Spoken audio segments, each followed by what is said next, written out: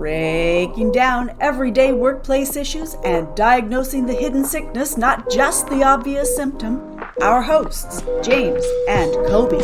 Did we lose a patient? No, that's just my lunch.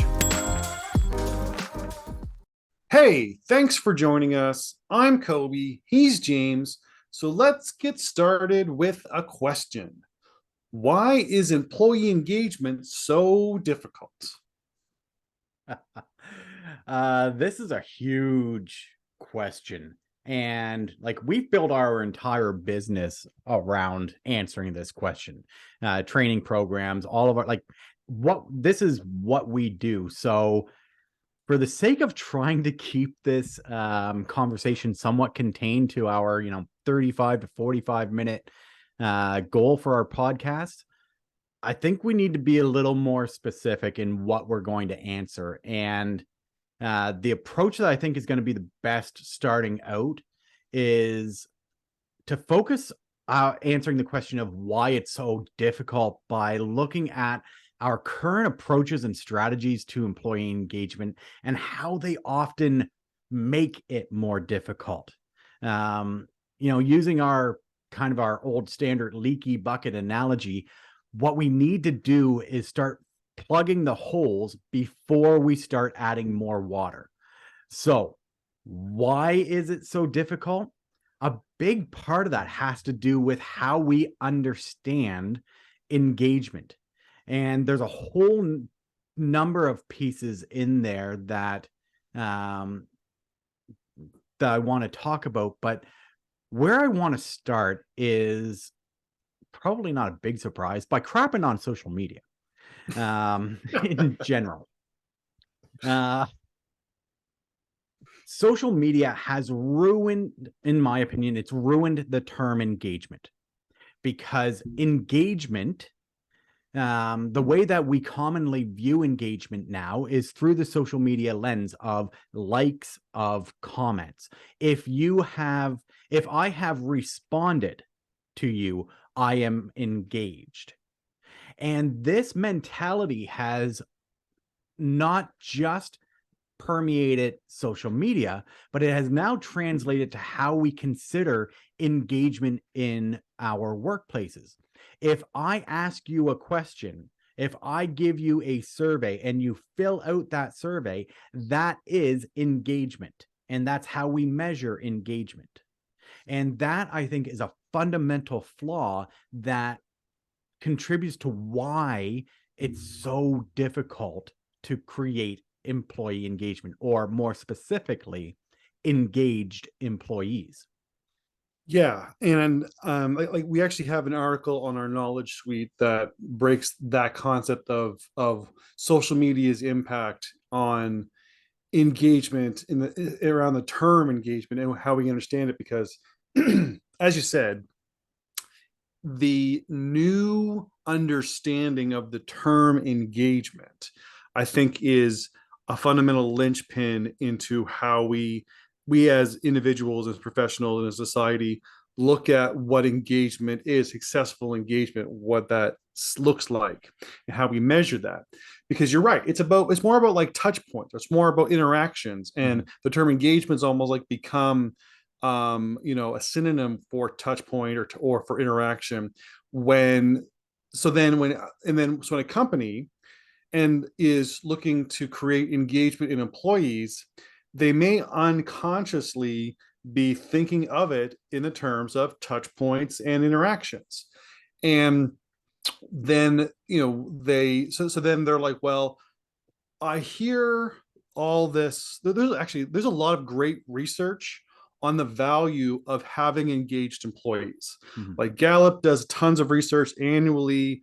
And there's all kinds of stuff on the internet, in our business articles and academic studies, and we use a lot of those stats in our training and in our writing. Of stuff on our knowledge suite and in our podcast and our YouTube. Exactly. At this point, we are going to assume that if you've been tracking with us at all, you have bought into the fact that engagement, creating engaged employees, is a priority. It is something that your business needs to figure out how to do well. So I don't think we need to spend a lot of time on why it's important. Right. Just what are we doing wrong and how can we, ideally, what are we doing wrong and how can we do it better? But we've got a very short window to accomplish this. So it might be first how we do it wrong and another future episode of how we do it better. Yeah, and you're right. This is probably gonna be the start of a conversation we're gonna have probably over the next number of months. But the thing is that when a business wants to have reap the benefits that we mentioned, like higher productivity and more customer retention and lower turnover and that sort of stuff, they go, well, all these articles that we've mentioned say it's about engagement. So then let's create a way to engage with our employees. So we create, we get pieces of software, we get measurement tools, we get survey programs, and a lot of these are quite good, quite useful, quite helpful. But the fundamental, I think, breakdown is in this misunderstanding that these surveys, these programs, these companies that create these great tools will say, here's a way that you can collect information on engagement with your employees. Most of them aren't saying they are engagement. They're saying, here's a way to measure what your employees are feeling, thinking, doing. But again, if you go back to them, when the employer says, well, engagement in social media is it's interactions, it's touch points, it's it's feedback collected, it's communication received, then they often will feel like the survey itself or the communication pieces that have been marked as red, that's engagement. I've created engagement. So where are these benefits towards customer retention, low turnover, and higher productivity? Right. I think a big problem that I see, and like on the software piece, we are conditioned that the answer to all of our problems can be is technology. And there's there an app are for that. What's that? There's an app for that. Oh, yeah, right. There are some great pieces of technology out there, some great tools out there that will help you create engagement, but they are not engaged in themselves. And you talked about surveys. Surveys is kind of a hot button topic for me because I love them and I hate them. They can be incredibly useful and incredibly off-putting at the same time. Right. The problem with what I've seen of a lot of the engagement surveys that are put out there is that they're trying to measure, they're trying to attach engagement to happiness. They're trying to how happy are you in your job? Right. They're trying to collect data from people to find out, are people generally happy? And happiness, satisfaction, job satisfaction is an indicator of engagement, and it's a good one. But the problem is that we jump right into it without any understanding of what foundation needs to be put in place, of what we actually need to do to create engagement. And the problem that I have with most surveys is that they are asking people to respond to questions that, without providing for a safety net, without providing for the ability to yes, a lot of these are anonymous, but if you put some effort into outside of generic answers of, I'll give it a 4 on everything so that and I'll sprinkle a few 5s in there so it looks like I didn't just click 4 out of 5 on everything, right? Like that's generally the type of response that you get, and that's not engagement. That's not an engaged employee. That's somebody ticking a box to get their manager off their back. Yeah, and the survey fatigue is pretty common, but I think one of the fundamental ways to really help someone understand the difference of the common misunderstanding of thinking of engagement as the touch points and as the interactions, and what engagement actually is and what it really should be, and where the actual value to productivity and customer retention, kind of everything comes from, is to talk about it in terms of employee engagement as a verb and as a noun. And we actually have a video on our YouTube channel that breaks this down really, really nicely. So if you're interested, check that out.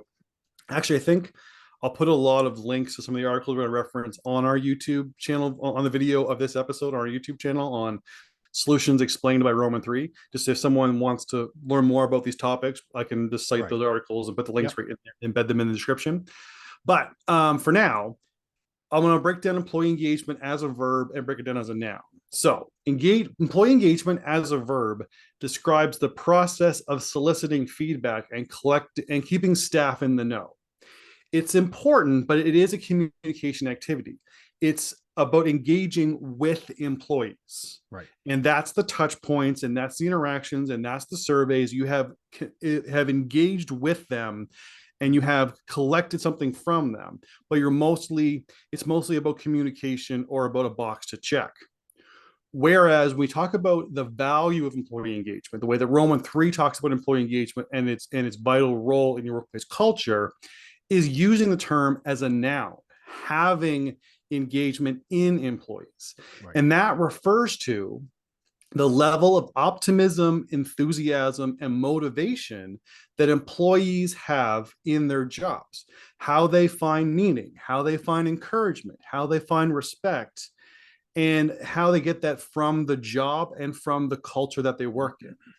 And that noun of having engagement, the motivation, enthusiasm, and optimism is what we truly talk about. We talk about engagement. Before social media turned it into a measurement system, a metric, it was seen as the level of enthusiasm, optimism, and motivation. And that's the way we need to remember it. So one of the fundamental things to take away from this talk today is to remember to see in the term engagement as the noun and not as the verb. Yeah, and I think just to jump on that, I like the distinction between engaging with and being engaged, right? Because those are two very different concepts. Both are important. You need to engage with people, and the act of soliciting feedback and finding out where the problems are and identifying issues, that's important. Yeah. But that alone, and this is primarily what we're saying, is that activity alone does not create engaged employees. Right. So kind of the next kind of big topic that I want to talk about is the problem. I alluded to it earlier, and it's we jump into engagement. We see the benefits. We're told of the benefits of creating and having engaged employees, the productivity, the, how much better your recruitment and retention efforts will be. It impacts your market competitiveness. All of these key business metrics can be improved by having engaged employees. So we say, great, that's what I want. I want engagement. Let's buy an engagement software. Let's do engagement. Mm-hmm. Engagement in creating engagement in somebody, or creating a workplace culture that is engaging, that where people want to actively engage in the work and provide the best quality work, does not happen by accident. And it does not happen with just a piece of software. So one of our core concepts is our workplace culture hierarchy, which describes how a workplace culture is built.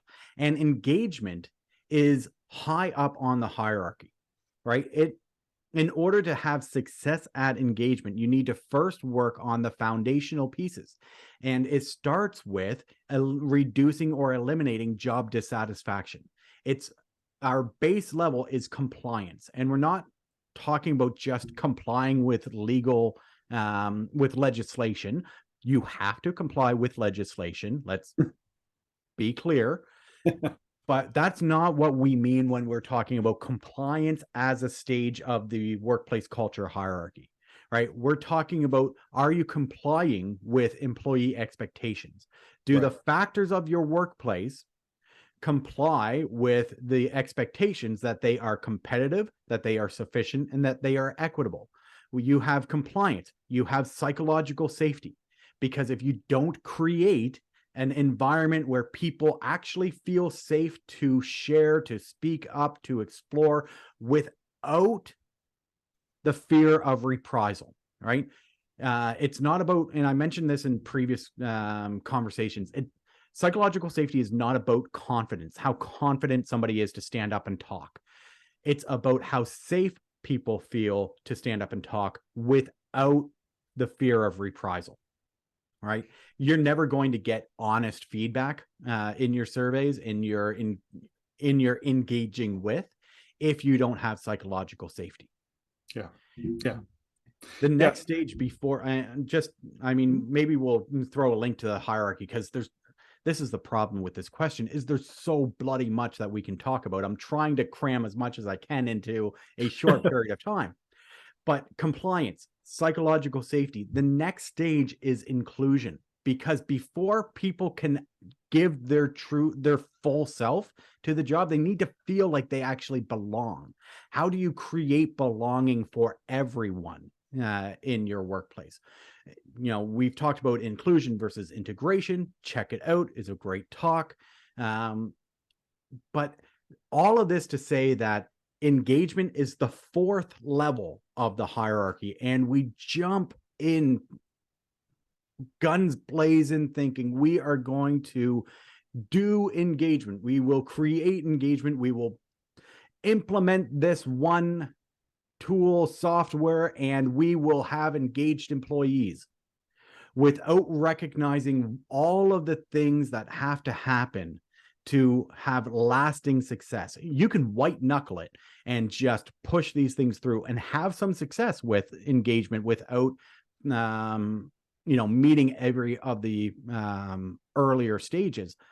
But your time, effort, and energy will be sucked up, and just like that leaky bucket analogy, you can keep pouring more and more water in, and the water's your money, water's your time, the water's your energy. You can keep turning up the faucet and just dump more money at it and throw more money at the problem, and just watch it leak out through all of the cracks in your foundation and all the cracks or holes in the bucket. Yeah. And really it is about thinking that you can just kind of insert strategies or approaches or software or tools into a culture that doesn't enable people to actually connect with it.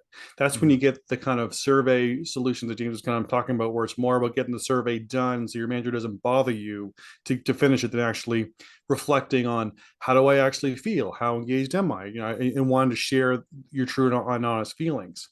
Because the thing is that sometimes when you have this approach of we're going to jump in and do engagement, it's more about it's a something to complete. We're going to complete the engagement pieces. We're going to check those boxes. But employee engagement is not something that you complete. Employee engagement is the actual individual everyday interactions, communications, and feel. It's the how excited they are to come to work, Monday morning. It's those kinds of feelings. It's not, or how they feel about work Sunday night. Yeah, exactly. Right. It's not about, we sent these emails, we put this, we redid the break room, we have the annual company picnic, so engagement boxes have been checked. That's not what engagement is. Though that's still seeing it more as the verb and not seeing it as the actual noun.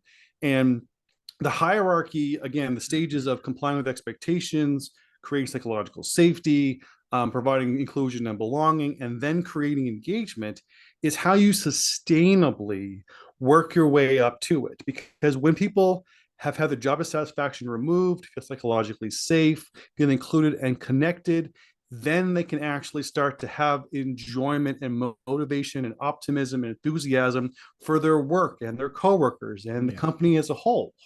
Because otherwise you're trying to almost like bug people into engagement or buy them into engagement.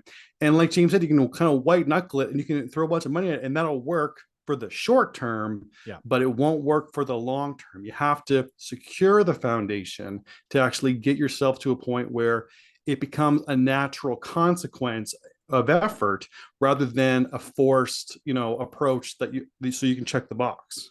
Absolutely. And there's one thing that you mentioned in passing that I'm going to harp on. I know, big shock. Yeah. And that's the break room. Okay. Pizza is great. Everybody likes 99% of the people love pizza. Providing pizza to your employees, cool. I'm all for pizza myself. Food may make somebody enjoy their lunch while they are miserable with a micromanager. A foosball table in the break room may give people some enjoyment while they're on their break, and then they go back into an environment that doesn't respect them, that doesn't trust them, that doesn't provide for psychological safety with a manager who doesn't respect them, who micromanages them. All of these things, these are good things to have, and they are good things to provide, and they are nice little perks. But we confuse providing perks with creating engagement, and it drives me nuts. I'm all for pizza parties. I'm happy to show up at anybody's workplace and you can feed me pizza. But doing that doesn't actually change the workplace culture. Right. And that is a huge missed opportunity. Yeah. Yeah. So, I mean, if we look at kind of the 2 points, almost like the common mistakes, the first one, as we said, was the misunderstanding engagement and thinking of it as the verb of engaging with employees rather than the noun of having engaged employees. Then the second point is this: we're not creating the culture that enables the engagement. We're jumping over all of the fundamental pieces. Because, I mean, if you think about like that, sometimes again, throwing the money at the situation, throwing the money at the break room or the free pizzas or free lunches, I'm sure that in the short term, if you have a engagement problem in your company and you invest in, a pinball machine and pizza Fridays, I think in the short term, people would love them while they're using them, but then they go back to, as you said, James, to the dissatisfaction that they have because they're being micromanaged. One thing that I know we're going to get into kind of the solutions in a later conversation, but a fundamental problem that creates these cultures is spending money on the perks and not investing in leadership development for the managers that are creating that. Because there's a stat from Gallup that talks about, like, I believe it's around 70% of an employee's engagement, motivation, enthusiasm is a direct result from their manager, their supervisor. So if you want to throw money, I suppose, at the problem of the culture part of poor engagement, then investing in effective training that will improve the management and leadership skills of the supervisors that have the most impact on supervisors, middle-level managers, providing them with the management skills that they need to effectively manage and manage their people. That's where you're going to get your best bang for your buck. Because, and I'd go so far as to say, you don't actually create engagement. You create a workplace culture that fosters engagement. Yeah. Right. Absolutely. Engagement comes from your culture. And the way that you create a workplace culture that will foster engagement is following the stages of the hierarchy. Absolutely. Yeah.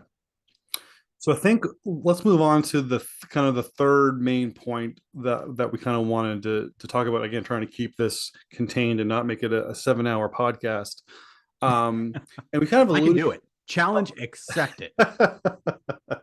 I'm sure even our most arduous fan would skip out on hour 2. But I think that if somebody makes it to hour 2, I'd be impressed. Yeah, there's a T-shirt for those making it to hour 2. But I think and I think the main point that we're talking about where we are now is these band-aid solutions. Yeah. Right, these quick fixes, these set it and forget it approaches to incorporating the engagement, whether it's seen as a box to check, or I don't know what to do. I hear companies do these types of cool events or team building or this or that, so we're going to do those Google things. did beanbag chairs in the office, so let's copy that. Bring your dog to work day or whatever. Yeah. Like the cool, like almost like creating Right, your dog can be miserable at work with you. It's almost like creating the cool perks as a way to create engagement. But those are nothing short of band-aids. When the culture is the problem, when the poorly trained or unprepared leadership is the problem, then you're trying to fix a surgery problem with a band-aid. Yeah. And it really is, and these are kind of how James always describes when he talks to clients and to training courses. But it's about the simple solutions to complex problems, only wanting to use and find the easy answers. And I get it. Like as I said, kind of one of the first things that I talked about was that we are conditioned to look for a technological solution to all of our business problems, right? You can find a piece of software out there that will promote itself as being able to fix virtually any issue that you have in your business, right? Tech companies pop up all the time to address business problems. That's the fundamental rule of business is figure out a problem that people are having, create a solution to it. That doesn't mean that it's actually going to be an effective solution. By itself, at least. By itself, right? There are some great tools out there that if you incorporate them as part of your overall strategy, you will be doing so well. But these quick answers, these I don't know what to do, so I'll buy it. I will find a software that will an engagement software. And because it's called an engagement software, it obviously must create engagement. Right? These, as I've said, some of these are great tools, but they just will not be effective if you haven't built the foundation.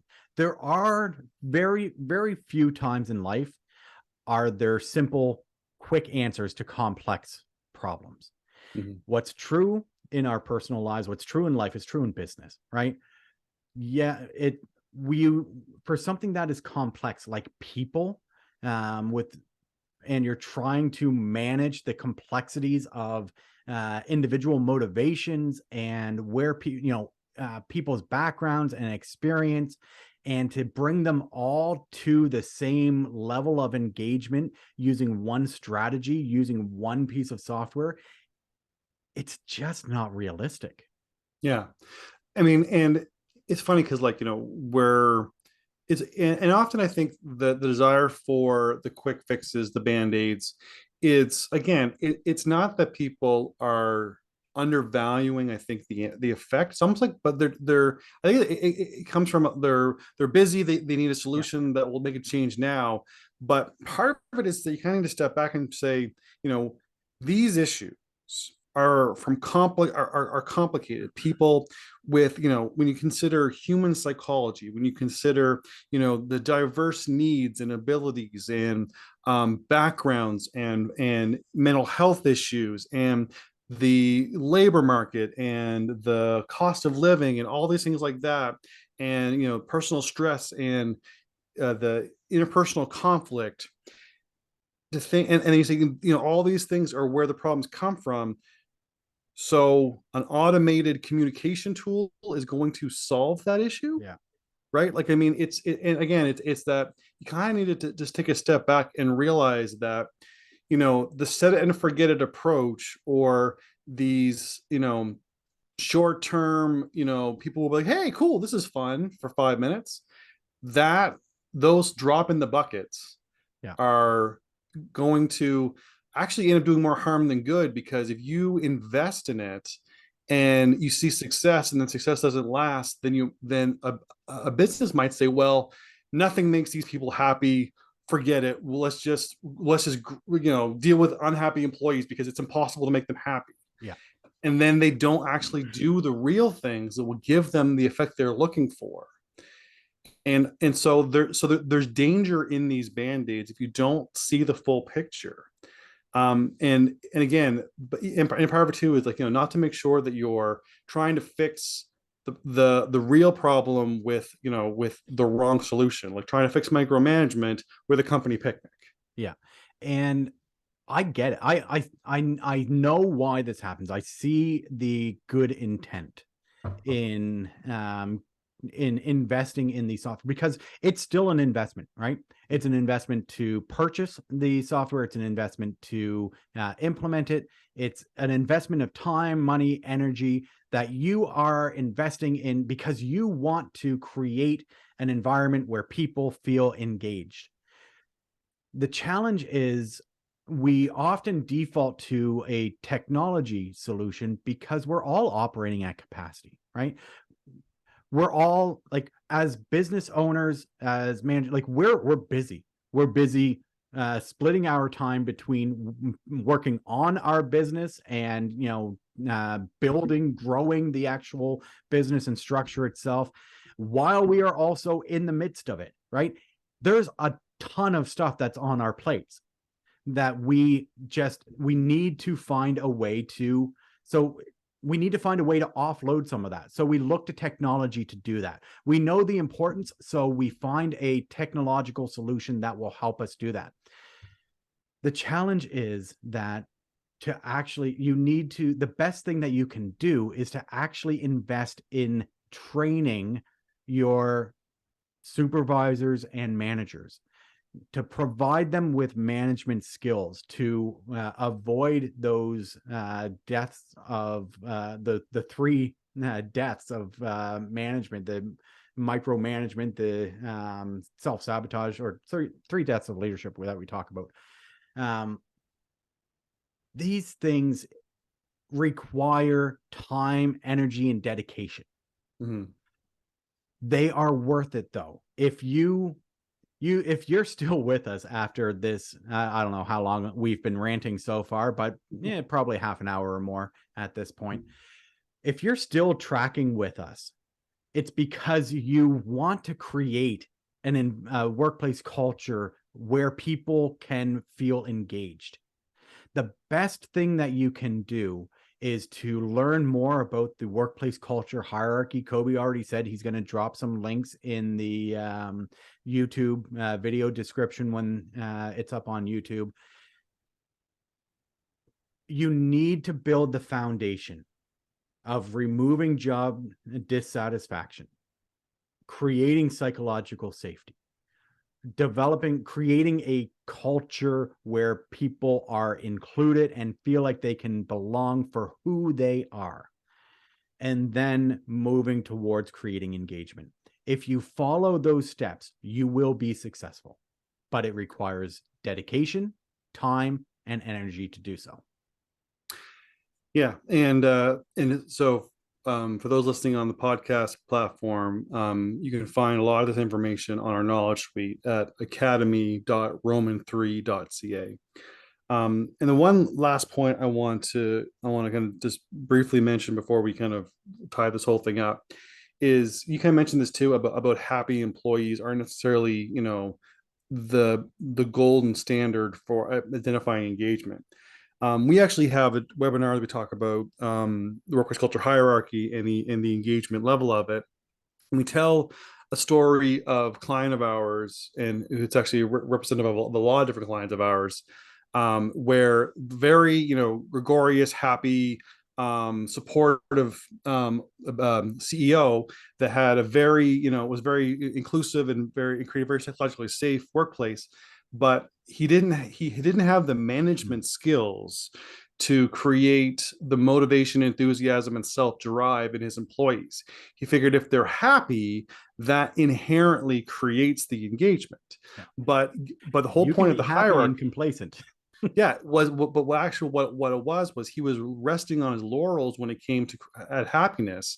Then he kind of assumed that if they're happy, they would find their own internal motivation. But he didn't have the management skills to provide the metrics, the autonomy, the structure. Actually, a lot of the stuff that we talked about in our last episode about managing expectations and all that kind of stuff. So he succeeded in creating happy, but they were absolutely disengaged because they were complacent. They just did the same thing every day, and it appeared like everything was going well. They had very happy-go-lucky events and this kind of thing, but they were not productive. They did not, They were happy and busy. Yeah, yeah. But like they couldn't keep younger people who wanted to kind of make a career for themselves. They only kind of kept the old guard that protected the status quo. And so it is really important for us to talk about the value of these types of things, but engagement is not the same as happy. Often happy people are easier to engage, but you still have to have the management structure, skills, outcomes, measurements, rules and empowerment to actually allow people to find, again, the enthusiasm and the motivation to bring their best self to work. I think that's a good thing to leave off on, because I'll just start ranting about the next topic. Okay, so to keep James at bay, I'll just do the wrap up. But mostly, I think I can summarize kind of a lot of this conversation by kind of identifying 3 don'ts. Yeah. So when it comes to how you think about engagement, don't think of engagement as a metric or as a verb. You need to think of it as the level of motivation and enthusiasm that people have, because having or being engaged is what we're really talking about, and that's what you really want. Number 2, don't think that you can create engagement in an organization that is plagued with problems like job dissatisfaction, like low morale, like no psychological safety, or poor inclusion, bad communication, micromanagement, etc. Those problems have to be addressed first before you can start to see improvement in motivation and enthusiasm. And number 3, don't think that the fundamental motivation and personal connection that people have or for their jobs or for the career can be fixed with short-term band-aids. It is about understanding that it's culture, and that culture is something that has to be built with intention, built with patience, built for the long term. That these short little fixes can actually do more harm than good.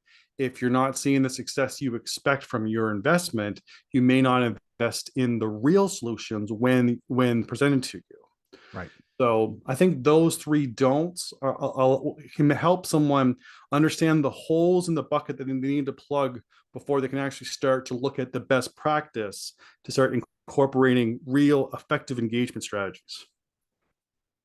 All right. Anything else, James? No, it's safer if I just be quiet now. All right. So that about does it for us. So for a full archive of the podcast and access to the video version hosted on our YouTube channel, visit roman3.ca/podcast. Thanks for joining us. For more information on topics like these, don't forget to visit us at roman3.ca. Side effects of this podcast may include improved retention, high productivity, increased market share, employees breaking out in spontaneous dance, dry mouth, aversion to the sound of James's voice, desire to find a better podcast.